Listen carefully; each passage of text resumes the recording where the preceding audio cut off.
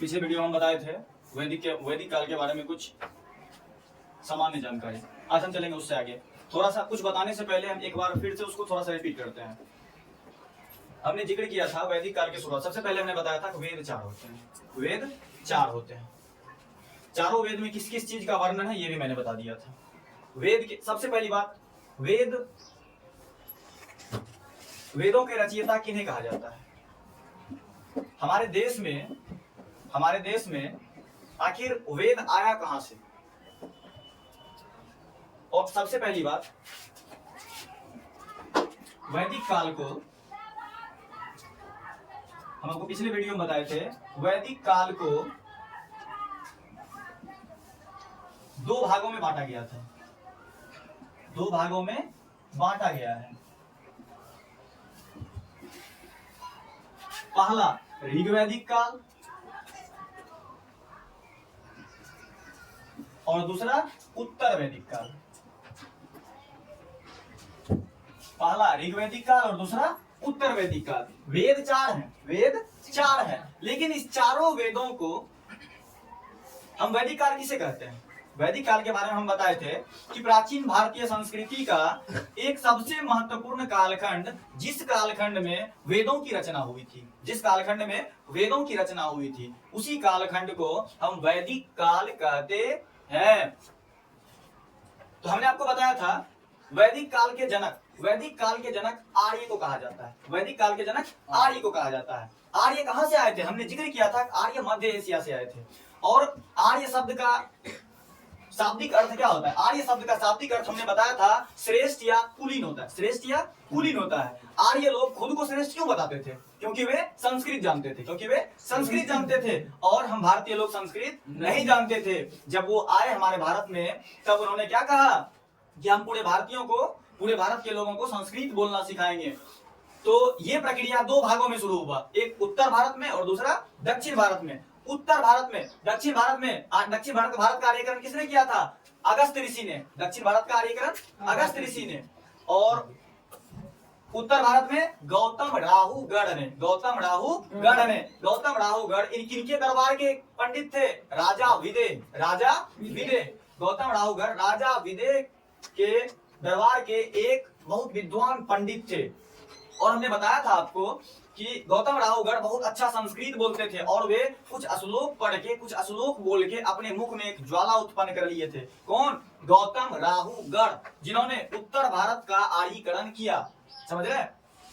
चलिए, गौतम राहुगढ़ ने क्या किया था कि अपने मुख में ज्वाला उत्पन्न कर लिया था, मतलब आग लगा लिया था, और वो आग बुझ नहीं रहा था। और उस आग की एक खासियत थी, उस ज्वाला की एक खासियत थी, अगर वो ज्वाला एक बार बुझ गई तो दोबारा नहीं जलेगी। तो वो क्या किए, पूरे दक्षिण भारत का आर्यीकरण करते करते कहाँ आए? सोनपुर, हाजीपुर आए। जब हाजीपुर आते हैं, हाजीपुर के बाद उनके मुख से वो ज्वाला नीचे गिर गई नदी में, और वो ज्वाला बुझ गई। जब वो ज्वाला बुझ गई तो उस ज्वाला की खासियत क्या थी? वो दोबारा नहीं जलेगी। तब उन्होंने क्या किया? उन्होंने क्रोध में आके, अत्यंत आवेश में आके एक श्राप दिया और उन्होंने कहा पटना अछूतों की भूमि है। ये हम नहीं, इन्होंने कहा था गौतम राहुगढ़ ने। और उसी वजह से आज भी जब सावन में लोग जाते हैं जल चढ़ाने के लिए, तो आज भी पटना का जल नहीं भरते हैं। कहाँ का भरते हैं? सुल्तानगंज से भरते हैं। वो किनका श्राप दिया हुआ था? गौतम राहुगढ़ का। क्यों श्राप दिए थे? क्योंकि उनके मुख से ज्वाला वही गिरी थी। किन्हीं को दिक्कत? सब समझ रहे हैं? अब देखते हैं इस 2 महत्वपूर्ण कालखंड में, एक ऋग्वैदिक काल और इसको पूर्व वैदिक काल भी कहते हैं। चलिए हम ऋग्वैदिक काल ही कहने देते हैं। ऋग्वैदिक काल, इसका कालखंड कब तक रहा? हम आपको बताए थे 1500 बीसी से 1000 बीसी तक। 1500 बीसी से 1000 बीसी तक चला था। लेकिन उत्तर वैदिक काल जस्ट 1000 बीसी से 600 बीसी तक चला था। कहां तक चला था? पहला ऋग्वैदिक काल 1500 बीसी से 1000 बीसी और उत्तर वैदिक काल 1000 बीसी से 600 बीसी तक चला था। अब बोलिएगा सर ऋग्वैदिक काल क्यों कहा गया? ऋग्वैदिक काल में ऋग्वेद की रचना हुई। और बात ऋग्वैदिक काल से ऋग्वेद का, सीधी बात, ऋग्वैदिक काल में ऋग्वेद का वर्णन है ना? लेकिन उत्तर वैदिक काल में बाद बाकी बचे तीनों वेदों की रचना हुई है। हम लिख सकते हैं ना कि ऋग्वेद में ऋग्वैदिक काल में किसकी रचना हुई थी? ऋग्वेद की। ऋग्वेद की रचना हुई और बाद बाकी जो बचा 3 वेद, कौन कौन सा? यजुर्वेद, यजुर्वेद, सामवेद और तीसरा अथर्ववेद। यजुर्वेद, सामवेद और अथर्ववेद। आपको वर्ण व्यवस्था भी बताए थे कि उस समय ऋग्वैदिक काल में क्या थी और उसके बाद का क्या हुआ। ऋग्वैदिक काल में वर्ण व्यवस्था हमने आपको बताया था कि कर्म के आधार पे था, कर्म के आधार पे था। और उत्तर वैदिक काल में किस चीज में हो गया? जन्म के आधार पे हो गया। पहले था जो शिक्षा दे रहा है वो ब्राह्मण, जो रक्षा कर रहा है वो क्षत्रिय, जो व्यापार कर रहा है वैश्य, और जो कुछ गलत कामें कर रहा है, मतलब अच्छा काम नहीं कर रहा है, उसे शूद्र बोला जाता था। लेकिन उसके बाद क्या किया गया? उसके बाद जन्म के आधार पे कर दिया गया कि अगर कोई ब्राह्मण है, अगर कोई ब्राह्मण है, उसका बच्चा, उसका बेटा अगर शिक्षा दे रहा है तो वास्तव में ब्राह्मण है। लेकिन उसके बाद अगर वो कोई भी काम कर रहा है, सीमा पे रक्षा भी कर रहा है, फिर भी ब्राह्मण। कोई नीच काम कर रहा है तो भी ब्राह्मण। मतलब इस चीज को जन्म के आधार पे कर दिया गया कि आप किसी भी तरह का कार्य कीजिए, किसी भी तरह का कार्य कीजिए, आपको वही उपाधि मिलेगी जो पहले थी। और हमने आपको बताया था पिछले वीडियो में कि धर्म और जात एक परवरिश है, धर्म और जात एक परवरिश है। और हम सभी सबसे पहले एक इंसान है, सबसे पहले एक इंसान है। अगर आपसे पूछा जाएगा आपकी जात क्या है, आपकी जात क्या है, तो आपके मुख से एक ही बात निकलना चाहिए, हम हिंदुस्तानी है, ना मुस्लिम ना हिंदू, कुछ नहीं। ये परवरिश है। ये क्या है? ये एक परवरिश है। हमने आपको एक छोटा सा उदाहरण देके बताया था कि अगर हम हिंदू हैं, कोई मुस्लिम है, अगर हमको रास्ते में चलता फिरता कोई मुस्लिम का बच्चा मिल गया, बहुत छोटा सा बच्चा है, उसको अगर हम पाल पोस के बड़ा कर दिए, 20 वर्ष के बाद वो मुस्लिम धर्म को नहीं जानेगा, वो मस्जिद जाएगा नहीं जाएगा, वो जब भी मानेगा किस धर्म को? हिंदू धर्म को मानेगा। और कोई मुसलमान अगर हिंदू धर्म के बच्चे को अगर पाल पोस के बड़ा कर देता है तो वो किस धर्म को मानेगा? मुस्लिम धर्म को मानेगा। समझ रहे हैं ना? तो इससे साफ पता चलता है कि धर्म ईश्वर का दिया हुआ नहीं है, किसी कुछ नहीं है, वो एक परवरिश का दूसरा नाम धर्म है, परवरिश का दूसरा नाम धर्म है। समझ रहे हैं? अब हम आगे चलते हैं। अब आप देखिए, आप बोलिएगा सर 1500 से 1000 बीसी तक ऋग्वैदिक काल चला, ठीक है, 1000 से 600 बीसी तक उत्तर वैदिक काल चला। ऋग्वैदिक काल हम क्यों कहते हैं? क्योंकि इसमें ऋग्वेद की रचना हुई थी और उत्तर वैदिक काल में इस 3 वेद की रचना हुई थी। किन्हीं को कोई दिक्कत नहीं ना? और हमने स्पष्ट रूप से बताया था कि ऋग्वेद में किस चीज का वर्णन है? ईश्वर की महिमा, प्रार्थना या स्तोत्र, मतलब पूरी तरह से ईश्वर के ऊपर ईश्वर की महिमा का वर्णन किया गया। किसमें? ऋग्वेद में। और यजुर्वेद में यौ से यज्ञ और यौ से युद्ध। सामवेद में साम का अर्थ होता है गान, और सामवेद का मतलब होता है संगीत। समझ रहे हैं? सामवेद को भारत में संगीत का जनक भी कहा जाता है। और अथर्ववेद में औ से अथर्व और औ से औषधि। समझ रहे हैं? अब हम आगे चलते हैं। देखिए सीधी बात, और एक सवाल और आता है। देखिए सबसे पहले वैदिक काल ये पहली सभ्यता नहीं थी, इससे पहले भी सभ्यता थी, लेकिन इससे पहले सिंधु सभ्यता थी। हम आगे देखते हैं। देखिए सिंधु सभ्यता का काल था 2500 बीसी से लेकर 1750 बीसी तक। सिंधु सभ्यता काल कब से कब तक था? 2500 बीसी से लेकर 1750 बीसी तक। कौन सी सभ्यता? सिंधु सभ्यता। और ये सभ्यता शहरी सभ्यता थी, लेकिन वैदिक काल ग्रामीण सभ्यता थी। आप बोलेगा सर इसके ये पहली 2500 बीसी से 1750 बीसी तक चला कौन? सिंधु सभ्यता। उसके बाद वैदिक काल, लेकिन वैदिक काल कब से कब तक है? 1500 बीसी से 600 बीसी तक। आप देखिए ये गैप देखिए, आपको 250 साल का गैप मिलेगा। यहाँ दिख रहा है 2500 से 1750 से 1500, इस दोनों के बीच में 250 साल। और है ना 1750 में 1500 को माइनस कितना आता है? 250 साल बीच में कहा गया। तो आप ध्यान से देखिए, किसी भी सभ्यता के बीच में, किसी भी कालखंड के बीच में, किसी दो सभ्यता के बीच के समय को हम संक्रमण काल बोलते हैं। समझ रहे हैं? जैसे देखिए कोरोना आया ना, वो एक अलग काल था। क्या कोरोना के समय में कोई काम हुआ? नहीं हुआ। पूरी दुनिया उस महामारी से लड़ने के पीछे पड़ी हुई थी ना। उसी तरह से इस दोनों के बीच के काल को संक्रमण काल बोलते हैं। 250 साल कुछ नहीं हुआ हो, समझ रहे? चलिए आगे देखते हैं।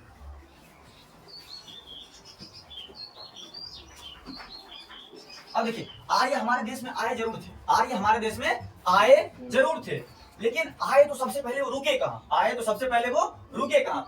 आप ध्यान दीजिए, मान लिया जाए, सीधी बात मान लीजिए, आर्य जब भारत आए तो सबसे पहले वो कहाँ रुके थे? पंजाब और अफगानिस्तान में। पंजाब और अफगानिस्तान में। क्या उस समय भारत के टुकड़े हुए थे? नहीं हुए थे। उस समय अखंड भारत था, उस समय अखंड भारत था, भारत के टुकड़े नहीं हुए थे। अफगानिस्तान सब कहाँ था? भारत में ही था। तो ध्यान दीजिए, हमने आपको बताया था कि आर्य कहां से आए थे? मध्य एशिया से। आर्य मध्य एशिया से, मतलब जनरली माना जाता है, सबसे ज्यादा यही माना जाता है कि मध्य एशिया से आए थे। लेकिन हमारे भारत में बहुत सारे ऐसे विद्वान आए, बहुत सारे विद्वान आए जिन्होंने अपना अपना मत दिया, अपना अपना मत दिया, मतलब अपना अपना विचार दिया। किसी ने बताया कि मध्य एशिया से आए, किसी ने बताया यूरेशिया से आए, समझ रहे हैं? और किन्हीं ने बताया कि आर्कटिक एक जगह है, उत्तरी ध्रुव में होता है, वहां से आए। कोई दिक्कत? चलिए हम उन्हीं का जिक्र करते हैं, उन्हीं का जिक्र करते हैं। मध्य एशिया किन्होंने बताया, यूरेशिया किन्होंने बताया, एक होता आलस्य पर्वत, वो किसने बताया? आर्कटिक किसने बताया? कोई दिक्कत नहीं ना? चलिए देखते हैं। सबसे पहले मैक्स मूलर, सबसे पहले मैक्स मूलर,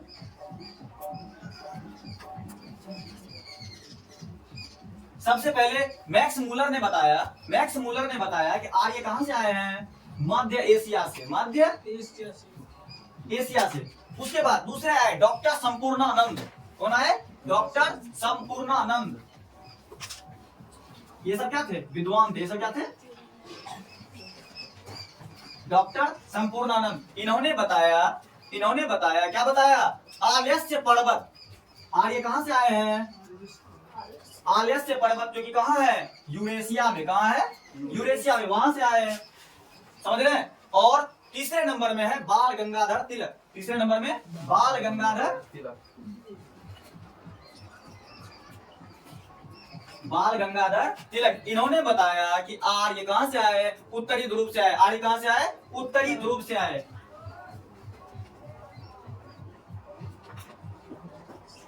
देखिए, सभी विद्वानों का मानना अलग अलग था, सभी विद्वानों का मानना अलग अलग था, लेकिन ज्यादातर माना जाता है, मैक्स मूलर ने जो बताया था, आर्य कहां से आए हैं? मध्य एशिया से। कहां से आए हैं? मध्य एशिया से। यहां तक में किन्हीं को दिक्कत? अच्छी तरह से समझ रहे हैं आप लोग? ठीक है। अब देखते हैं, 4 वेद है ना, 4 वेद, चारों वेद के कुछ उपवेद हैं, चारों वेद के कुछ उपवेद हैं, उसी को हम देखते हैं।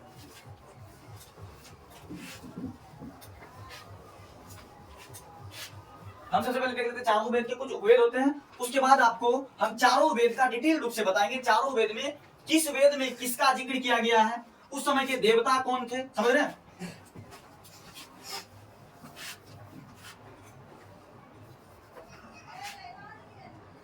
वेद और उपवेद।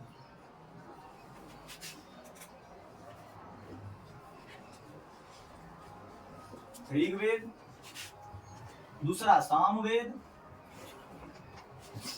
तीसरा यजुर्वेद और चौथा अथर्ववेद।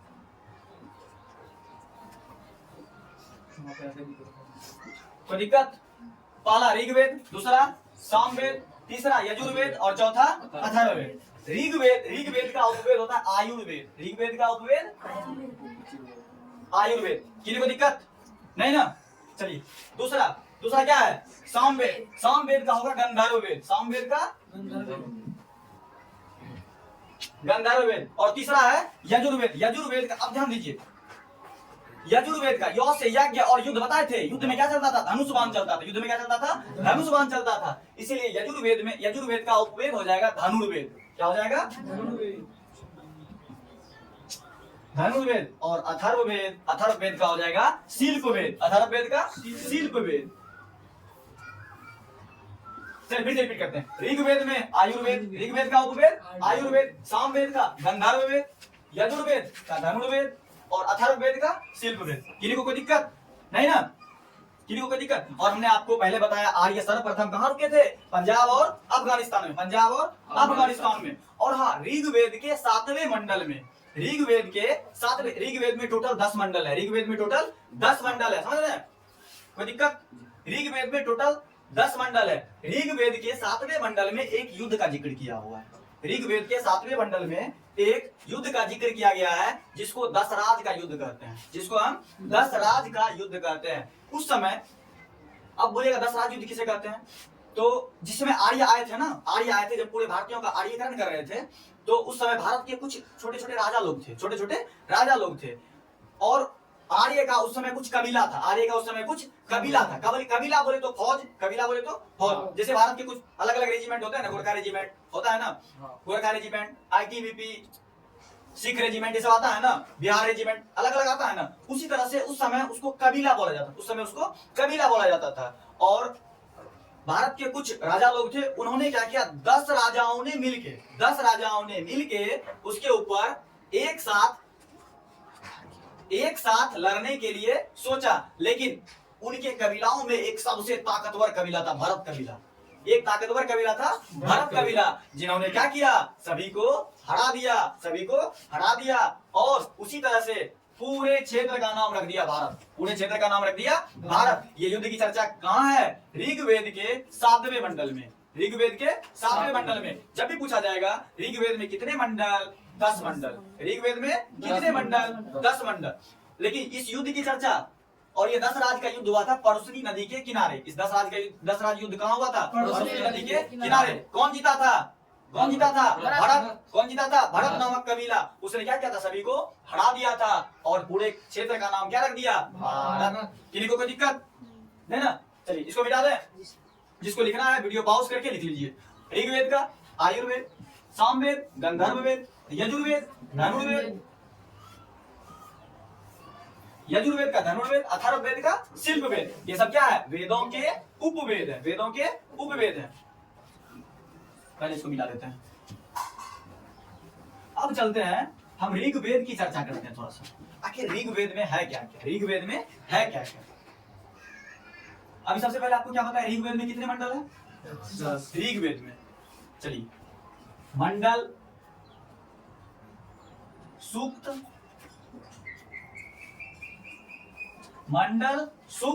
ऋचाएं। कोई दिक्कत? मंडल, सूक्त, ऋचाएं। अभी हम यही तक देखते हैं, कोई दिक्कत? ऋग्वेद में कितने मंडल? 10 मंडल।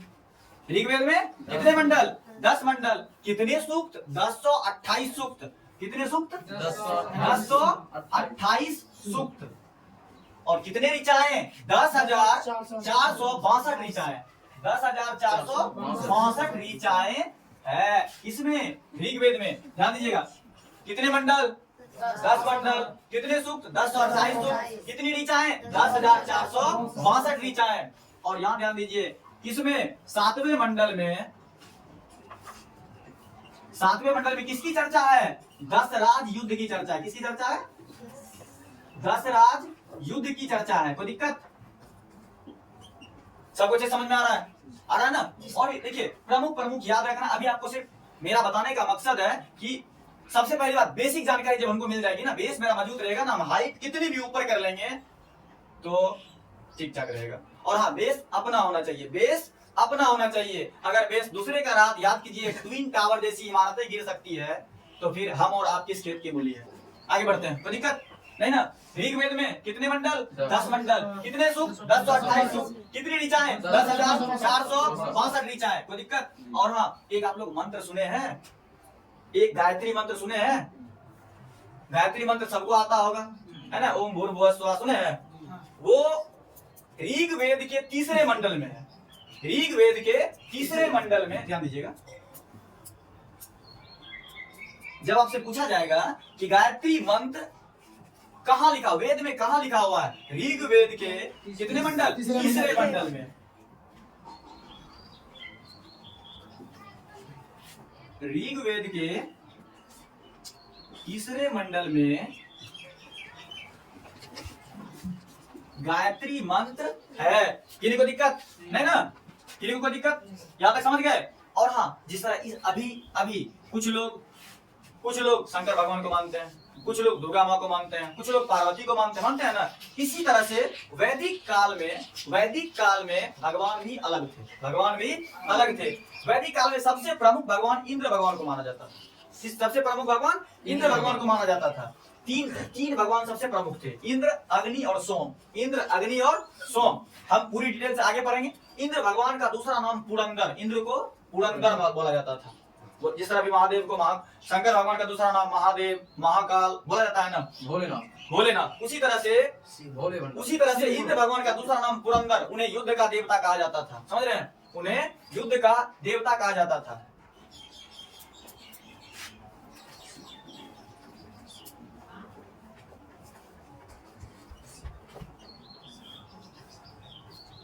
ऋग्वैदिक काल के प्रमुख देवता कौन थे? पहला इंद्र का दूसरा नाम क्या था? पुरंदर। इंद्र का दूसरा नाम पुरंदर। दूसरा नाम अग्नि। दूसरा कौन थे? अग्नि। और तीसरा सोम। किन्हीं को कोई दिक्कत? सब समझ रहे हैं सब? और आप एक चीज ध्यान दीजिए, आप जब सिंधु सभ्यता पढ़िएगा ना, सिंधु सभ्यता में बताया जाता है कि खेती उसमें भी होती थी और खेती इस काल में भी हो रही है। खेती सिंधु सभ्यता में भी थी, लेकिन और खेती इस काल में भी है, लेकिन दोनों में एक अंतर था। वो कैसी सभ्यता थी? नगरीय सभ्यता थी, ग्रामीण नहीं थी। गांव और शहर में अंतर है ना, गांव और शहर में आसमान जमीन का अंतर है। उसी तरह से सिंधु सभ्यता, जब भी पूछा जाएगा आपसे कि सिंधु सभ्यता कैसी सभ्यता थी, नगरीय सभ्यता मतलब शहरी सभ्यता। अभी हम बताए नहीं है, हम सिंधु सभ्यता का वीडियो भी बहुत जल्द लेके आएंगे, और हम एक भी डाउट, एक भी प्रॉब्लम नहीं बचने देंगे। बस आप लोग सिर्फ देखते रहिए। सिंधु सभ्यता में कृषि सिंधु सभ्यता में भी थी, उसके बाद कृषि इसमें भी है, लेकिन दोनों में एक अंतर है। उस समय कृषि के साथ व्यापार होता था, लेकिन यहाँ ऋग्वेद में कृषि के साथ पशुपालन है। इसको हम मिटा दें, किसी को कोई दिक्कत? एकदम याद हो जाना चाहिए। ऋग्वेद में कितने मंडल? 10 मंडल। कितने सूक्त? 10 तो 28 सूक्त। कितनी ऋचाएं? 10,462 ऋचाएं। और ऋग्वेद में देखिए प्रमुख मंडल, 7वें मंडल में दशराज युद्ध की चर्चा है। और दशराज युद्ध कैसे हुआ था?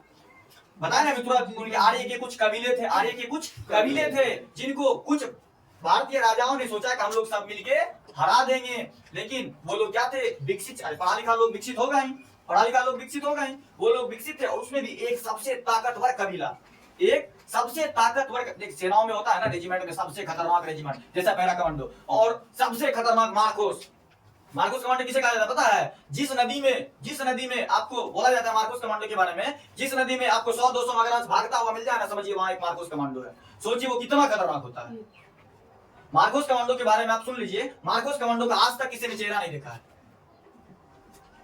जिस तरह आर्मी में होता है ना para SF, special force, para commando, CRPF का होता है कोबरा, होता है ना, उसी तरह से मार्कोस कमांडो के बारे में कहा जाता है। आप खुद कल्पना कर लीजिएगा, खुद अनुमान लगाइएगा कि उनके बारे में बोला जाता है जिस नदी में 100-200 मगरमच्छ भागता दिखाई दे ना, 100-200 मगरमच्छ अगर भागता दिखाई दे तो समझ जाइए वहां एक मार्कोस है। सोचिए वो कितना खतरनाक होगा।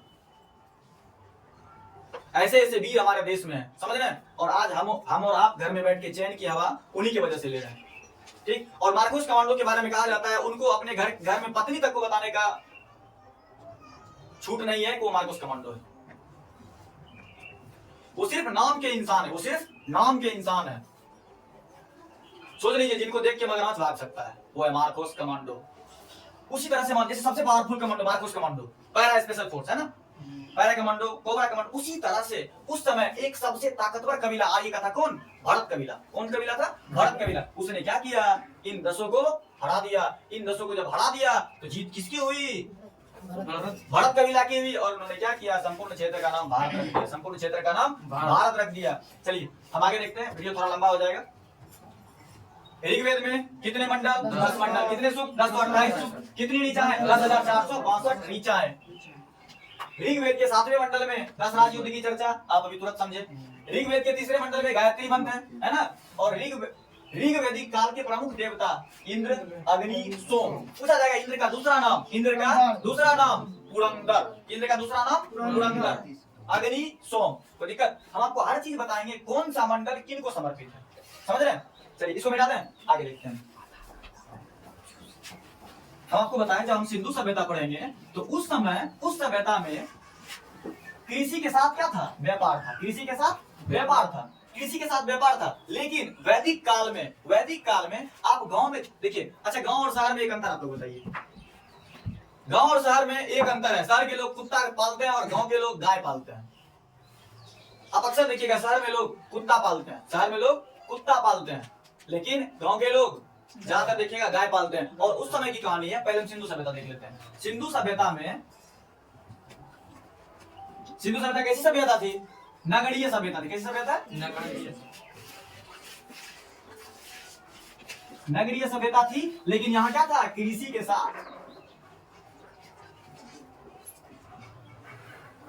साथ व्यापार था। कृषि के साथ व्यापार था। लेकिन जब वैदिक काल की बारी आई, वैदिक काल में भी कृषि था, लेकिन यहाँ कृषि के साथ साथ क्या था? पशुपालन। कृषि के साथ साथ पशुपालन था। और अभी बोला जाता है ऋग वैदिक काल, देखिए कितना अच्छा काल था। अभी आपके पास बहुत जितना ज्यादा पैसा होगा उतना ज्यादा आपको धनवान माना जाएगा ना। लेकिन उस समय ऋग वैदिक काल में जिसके पास जितनी गायें होती थी उसको उतना ज्यादा धनी माना जाता था।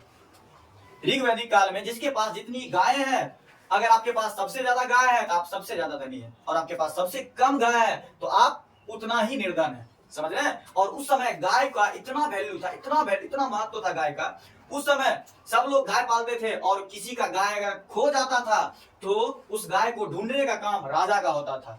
उस गाय को ढूंढने का काम किसका होता था? राजा का होता था। और उसको गविष्टि बोला जाता था। और हाँ, जिस तरह अभी किसी का मर्डर हो जाता है ना, आप किसी की जान ले लेते हैं तो आपके ऊपर केस होता है, FIR होता है, आप जेल जाते हैं। लेकिन उस समय गौ हत्या, जो गाय की हत्या करता था उसको मृत्यु दंड दिया जाता था। जो गाय की हत्या करता था उसे मृत्यु दंड दिया जाता था, और होना भी यही चाहिए। समझ रहे हैं? चलिए हम आगे देखते हैं। वैदिक काल सिंधु सभ्यता में कृषि के साथ क्या था? व्यापार था। लेकिन वैदिक काल में कृषि के साथ पशुपालन था। अब देखिए आर्य लोग जब आए थे उनका कुछ प्रशासनिक इकाई था। हम उसको देखते हैं।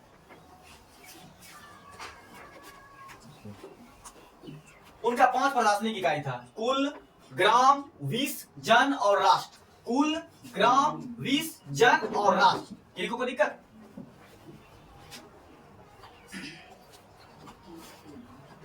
आर्यों की प्रशासनिक इकाई, जब भी पूछा जाएगा आर्यों की प्रशासनिक इकाई, पहला कुल, दूसरा ग्राम, तीसरा विष, चौथा जन और पांचवा राष्ट्र। जैसे देखिए ध्यान दीजिएगा, अगर एक इंसान है ना, कुछ घर मिलता है एक गांव बनता है, कुछ घर मिलता है तो एक गांव मिलता है, कुछ गांव मिलता है एक बस्ती हो जाता है, कुछ गांव मिलता है तो एक बस्ती, कुछ बस्ती मिलता है तो जिला होता होगा, कुछ जिला मिल गया तो राज्य होता होगा, और कुछ राज्य मिला तो देश हो जाता है। इसी तरह से उनकी ये प्रशासनिक इकाई थी। किसी को दिक्कत नहीं ना? अब हम थोड़ा सा जिक्र कर लेते हैं ऋग्वेद, सामवेद, यजुर्वेद, अथर्ववेद। ऋग्वेद, सामवेद, यजुर्वेद, अथर्ववेद, इन चारों में किस किस की रचना है?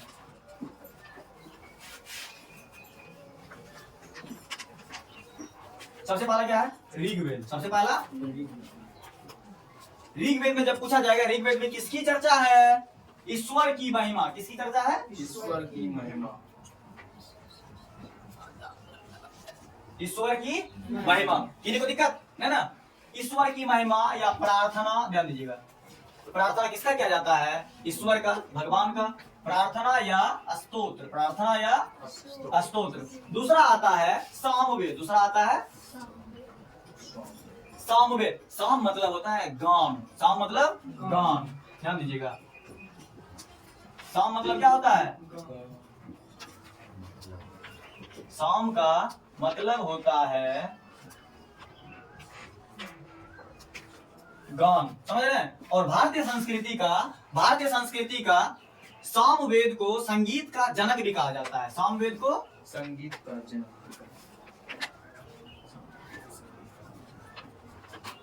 किन्हीं को दिक्कत है? कहा जाता है। और ध्यान दीजिए, ऋग्वेद का उपवेद कौन सा था? आयुर्वेद। ऋग्वेद का उपवेद आयुर्वेद। किसी को दिक्कत? आयुर्वेद क्या था? उपवेद। किसका? ऋग्वेद का। सामवेद का उपवेद गंधर्व वेद। उपवेद गंधर्व वेद। किसी को दिक्कत? और तीसरा आता है यजुर्वेद। तीसरा क्या आता है? यजुर्वेद। यजुर्वेद में किसकी चर्चा? यज्ञ और युद्ध की चर्चा। यज्ञ और युद्ध की चर्चा।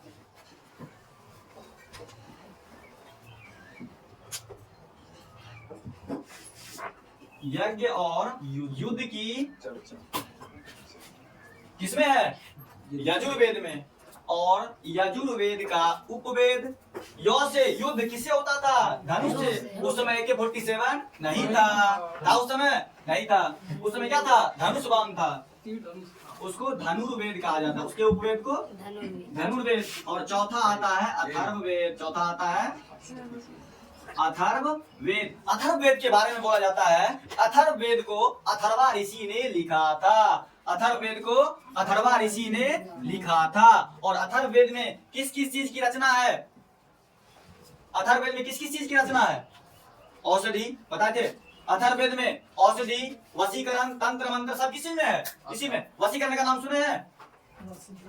सब अथर्ववेद में। अथर्ववेद को कौन लिखे थे? अथर्वा ऋषि ने। किसे लिखे थे? हम लिख सकते हैं, इस वेद की रचना किसने किया था? अथर्वा ऋषि ने किया था। इस वेद की रचना अथर्वा ऋषि ने किया था। और इसमें कुल 731 मंत्र हैं। इसमें कुल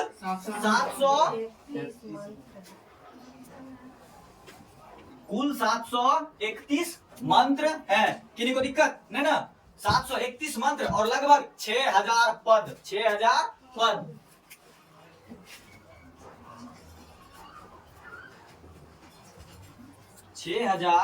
पद है। समझ रहे हैं? अथर्ववेद की रचना अथर्वा ऋषि ने किया था। अथर्ववेद की रचना अथर्वा ऋषि ने किया था। इस चारों में किन्हीं को दिक्कत नहीं ना?